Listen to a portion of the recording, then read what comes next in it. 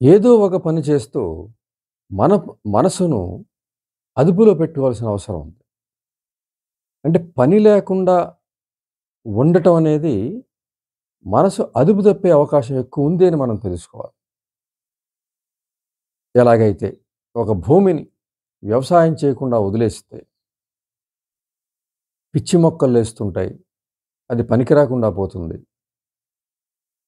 ఏ విధమైనటువంటి ఉపయోగం లేకుండా ఉండే పరిస్థితి ఉంటుంది ఆ భూమికి. అలాగే ఈ మైండ్‌ని, మనసుని వీటిని సరైనటువంటి వ్యవసాయం చేయకపోతే, కల్టివేషన్ చేయకపోతే, అంటే వాటిని ఒక అదుపు, ఒక ఆజ్ఞల్లో పెట్టుకోకపోతే, ఆ మనసు కూడా ఒక వేస్ట్ ల్యాండ్‌లా మనకి తయారయ్యి, అక్కడ చెడ్డ ఆలోచనలు పుట్టడం, చెడు ఆలోచనలు పుట్టడం, పనికిరాని ఆలోచనలు పుట్టడం, అన్నీ నెగెటివ్ మైండ్ ఏర్పడడం ఇదంతా కూడా మనం చూస్తాం. అంటే ఎప్పుడైతే మనసు బిజీగా ఉందో, బిజీ మీన్స్ వ్యవసాయం జరుగుతూ ఉందో, అప్పుడక్కడ అన్ని మంచి మొక్కలే వచ్చే అవకాశం ఉంటుంది. మనిషి జీవితానికి ఉపయోగపడేవి, మనిషి జీవనానికి ఉపయోగపడేవి, సంతోషానికి, సౌఖ్యానికి, ఆనందానికి ఉపయోగపడే మొక్కలు మొలిచే అవకాశం ఉంటుంది. వ్యవసాయం జరుగుతూ ఉన్నప్పుడు. అంటే మనసుకి పని ఉన్నప్పుడు. మనిషికి పని ఉండడమే వ్యవసాయం. సరైన పని మనసుకి ఉండటం అనేది. ఎప్పుడైతే మనసుకి పని లేదో, బాగా తీరుబడి ఎక్కువైపోయిందో, అసలు దాన్ని పట్టించుకోకుండా ఉంటేనో, ఖచ్చితంగా అక్కడ చెడు ఆలోచన పుట్టడం, పనికిరాని ఆలోచన పుట్టడం, అవి వేళ్ళూనుకొని పోవడం వదిలేస్తే, చివరికి మనసు మన అదుపు తప్పే పరిస్థితి కూడా ఉంటుంది. ఎప్పుడైతే మనసుకి మనం పని కల్పించమో, అప్పుడు ఖచ్చితంగా అది మన అదుపు నుంచి జారిపోయి, దాని అదుపులోకి మనం వెళ్ళే పరిస్థితి ఉంటుంది. అది పూర్తిగా తన యొక్క మంచి స్థితిని కోల్పోతుంది. అంటే మంచి ఆహార పంటనిచ్చే, లేదంటే మంచి ఆరోగ్యమైనటువంటి పరిస్థితిలో ఉంచే తన సహజమైనటువంటి శక్తిని కోల్పోయి, అసహజమైనటువంటి విషపు మొక్కలు, పనికిరాని మొక్కలు, పిచ్చి మొక్కలు, లేదంటే ఇంకా చెప్పాలంటే విషపు జీవులు గూడా అటువంటి ఆలోచనలు మనసులో వచ్చేసే అవకాశం ఉంది. అంటే జీవించడానికి వ్యతిరేకమైనటువంటి ఆలోచనలు మనసులో పుట్టే అవకాశం ఉంది. చక్కగా వ్యవసాయం చేస్తే అద్భుతమైనటువంటి జీవనానికి పనికొచ్చే పంటలు పండగల భూమి కూడా వదిలేస్తే పిచ్చి మొక్కలే మొలుస్తాయి. పనికిరాని మొక్కలే మొలుస్తాయి. విషపు జీవులే చేరతాయి అక్కడ. అలాగే మనసు కూడా అదే పరిస్థితి ఉంటుంది. దాన్ని వదిలేస్తే దానిలో పిచ్చి మొక్కలు, పిచ్చి ఆలోచనలు, పనికిరాని ఆలోచనలు, చివరికి ఒక శూన్యత, నెగెటివ్ మైండు, దాని నుంచి ఒక జ బ్రతకడానికి వ్యతిరేకమైన ఆలోచనలు పుట్టే అవకాశం ఉంటుంది. అటువంటి పరిస్థితి మనం ఖచ్చితంగా తెచ్చుకోకూడదు. సాధారణంగా పని అంటే మనం అనుకుంటాం ఆహ్, పని తగ్గాలి.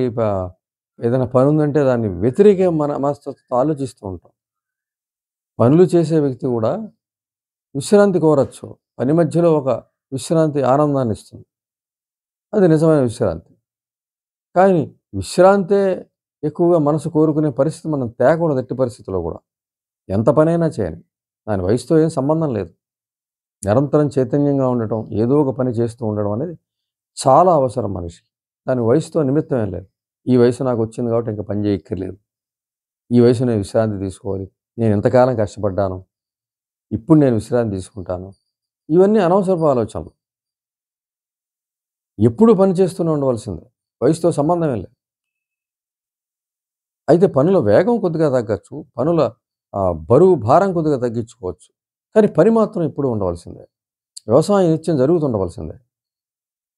దాని వయసుతో నిమిత్తం ఏం లేదు.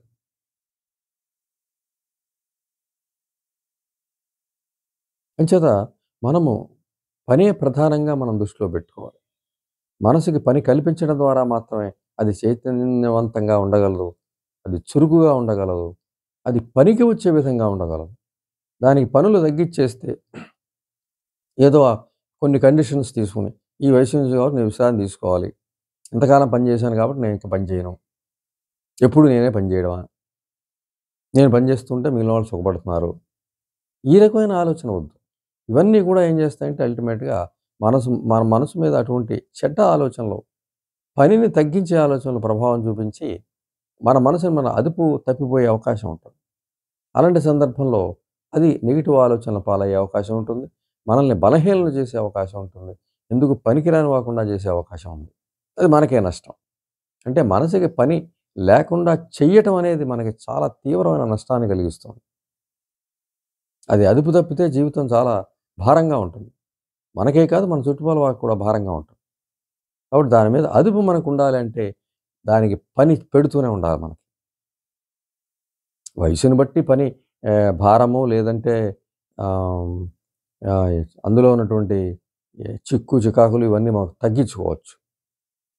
ఒక వయసులో చేసిన పని 100 కిలోలు బరువెత్తితే ఒక వయసొచ్చిన తర్వాత అది 50 తగ్గించుకోవచ్చు. 30, 20, 10 ఈవెన్ 1 అలా వెళ్ళాలి తప్ప అసలు ఎంతవరకు నేను కష్టపడ్డాననేది కరెక్ట్ ఆలోచన కాదు. ఎప్పుడూ గూడా మనిషికి పని ఉంటూ ఉండవలసిందే. పని చేస్తూ ఉండవలసిందే. ఏదో పనిలో లగ్నత ఉండవలసిందే. ఉంటేనే మనసు ఆ వ్యక్తి అదుపులో ఉంటుంది. ఆ వ్యక్తి అదుపులో ఉన్నప్పుడే ఆ మనసులో ధైర్యం ఉంటుంది. మంచి ఆలోచనలు పుడతాయి. జీవితం పట్ల ఆశ కొనసాగుతూ ఉంటుంది. అందరితో అనుబంధాలను ఎంజాయ్ చేస్తూ ఉంటుంది. ఇవన్నీ గూడా జరుగుతాయి.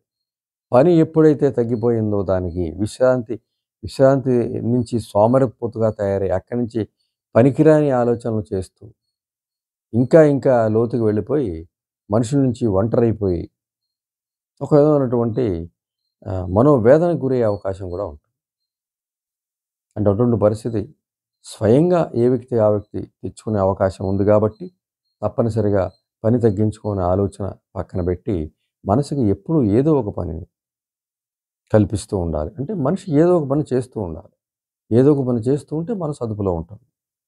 వయసుతో నిమిత్తం పెట్టుకొని దాన్ని పక్కన పెట్టుకోకూడదు పని. ఎట్టి పరిస్థితిలోనూ అది తగదు. ఎప్పుడూ మనిషి పని చేస్తూ ఉన్నట్లయితే మనసు అదుపులో ఉంటుంది. వ్యవసాయం జరుగుతూ ఉంటుంది. మంచి పంట వస్తూ ఉంటుంది. మంచి ఫలితాలు కనబడుతూ ఉంటాయి. జీవితం ఆశాజనకంగా కొనసాగుతూ ఉంటుంది. కాబట్టి ఎట్టి పరిస్థితుల్లో కూడా మనము మనసుకి, మనిషికి కూడా ఏదో ఒక పనిని మనం చేస్తూ ఉండటం అనేది చాలా ముఖ్యం.